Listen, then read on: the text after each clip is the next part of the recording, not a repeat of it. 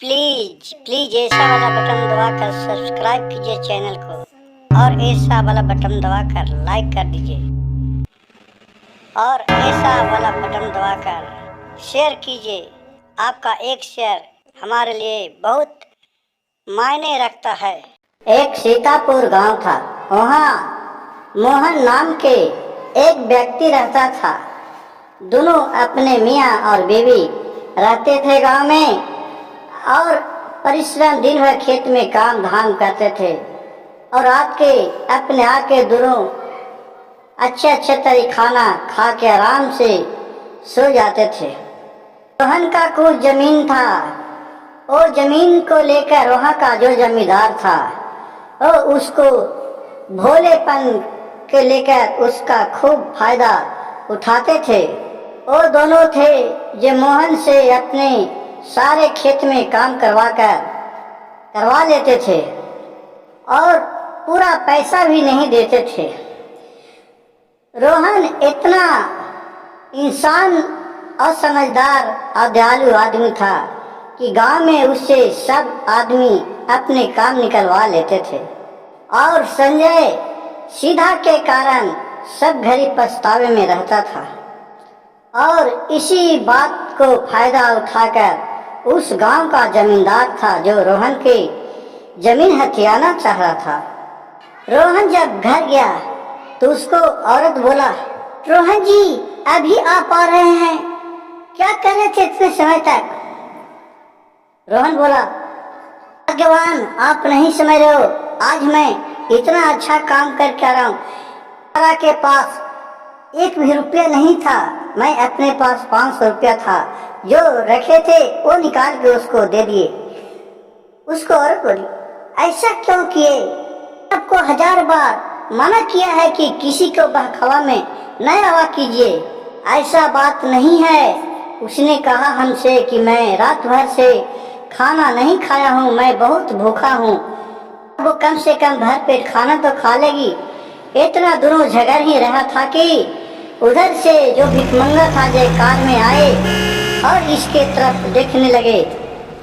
सोहन कहा, देखो इसने हमको पैसे से कितना अच्छा कपड़ा ले लिया है। उसका औरत बोली, बुद्धू कहीं के, इसके पास पैसा नहीं था, उनसे पैसा ठगने का ये उपाय था इसका। संजय उस आदमी को देखकर उसके तरफ उससे लड़ने के लिए जा रहा था कि उसे देखकर कार को घुमा के और वो आदमी भाग गया। वहाँ के जो जमींदार था वो आधा गांव का जमीन हड़प लिया था और चाहता था कि रोहन का भी जमीन हड़प लूं कि मेरे इशारे पर सारे गांव चले। रोहन जब अपने घर से राशन लाने के लिए बाहर जा रहा था तो जमींदार के जो मंत्री था ये बोला कि देखिए रोहन जा रहा है। कहा जमींदार है कि रोहन का औरत भी तो है जो इतना ही चालाक है, वो भी नहीं देता है, रुको उसको आने दो, उसे प्रलोभन देके मैं उसको फंसा लेता हूँ। और रोहन को चाल किया, रोहन कहाँ जा रहे हो, यहाँ आओ ना, देखो सरकार ने तुम्हारे खेत के लिए कितना सारा अनाज फसल बोने के लिए फसल दिया है और खाद दिया है, दवा दारू के लिए दवा हुआ सब दिया है, ले जाओ अपने खेत में इसे डालकर और अच्छे से पैदा उपजाओ। इसको बात में फंसा लिया और अपने मंत्री से बोला जमींदार की, जाओ इन दोनों को तो मैं फंसा लिया हूँ अपने बात में, इसके घर से सारे कागज लेके चले आओ, इसको खेत काटा है जो। वो मंत्री गया, उसके घर से कागज लेके चला आया और इन्होंने बोला कि लो सोहन इस कागज पर थोड़ा दस्तखत कर दो, अरे सब अपना सामान ले जाओ। सोहन था जो बताया सीधा साधा आदमी था, उस पर साइन किया और वो चला गया। घर जाकर अपने पत्नी से सारी बात बोली। पत्नी ने बोला कि लग रहा है कि हमारे घर का वो कागज था जो जाकर आप दस्तखत कर दिए हैं, वो बेईमान आदमी है। और फिर उसकी पत्नी वहाँ पहुँच गई और वो जमींदार से और सोहन और इसकी पत्नी दोनों तीनों चारों खूब लड़ने लगी। उसी वक्त ऊपर से शंकर भगवान आते हैं और चारों को नीचे से लेकर ऊपर स्वर्गलोक में चले जाते हैं और बोलते हैं कि तुम लोग क्यों लड़ रहा है, रुको, तुम लोग के मैं अभी फैसला कर देता हूँ। सेठ ने बोला कि हमको शंकर जी क्यों यहाँ लाए हैं महादेव, मैं तो नीचे ही खुश था। कहा कि जौन भी अच्छा अच्छा काम किया होगा, साफ दिल का होगा, उसको आज यहाँ सबको दावत देंगे, सबको खाना खिलाने के लिए मैं पार्टी रखा हूँ। और वहाँ सबके पास खाने के लिए भेजे, सब कपड़ा से ढका हुआ था सबका भोजन। सेठ ने कहा कि मैं तो अभी तक किसी को गलत काम नहीं किया हूँ, मैं तो अच्छा खाना खाऊंगा। वो जैसी थाली उघारा तो देख रहा है कि बासी खाना पूरा गमक रहा है, उससे बदबू दे रहा वो खाना।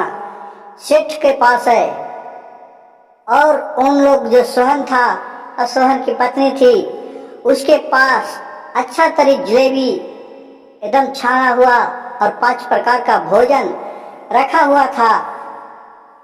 ये सेठ ने बोला कि क्यों तुम ऐसा खाना हमारे पास दिए हैं, मैं ये खाना नहीं खाऊंगा।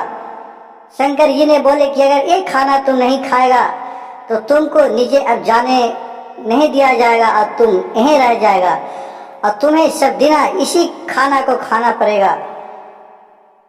कहा कि ऐसा क्यों महादेव? महादेव ने बोले क्योंकि तुम सभी को बिना कमाए धन हड़पा है, इसी का तुमको परिणाम है। अगर तुम लोग के नीचे भेजूंगा तो तुम जितना के संपत्ति सबका हड़पा है वो सब सबको वितरण कर देना, तभी तुमको अच्छा भोजन स्वर्गलोक में मिल सकता है, न तो तुमको नरक लोक का जगह मिलेगा।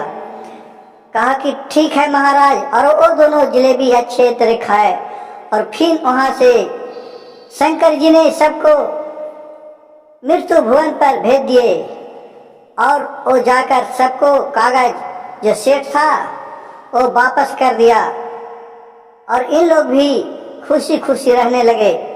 इस कहानी से हमें यह सीख मिलता है कि किसी भी चीज पर या वस्तु पर ज्यादा लालच नहीं करना चाहिए।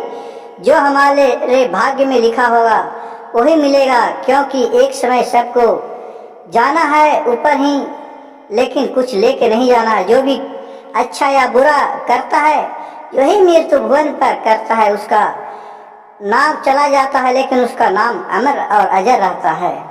अगर मेरे वीडियो अच्छा लगे तो आप लोग मेरे कहानी को मेरे चैनल को सब्सक्राइब कीजिएगा, लाइक कीजिएगा और शेयर कीजिएगा।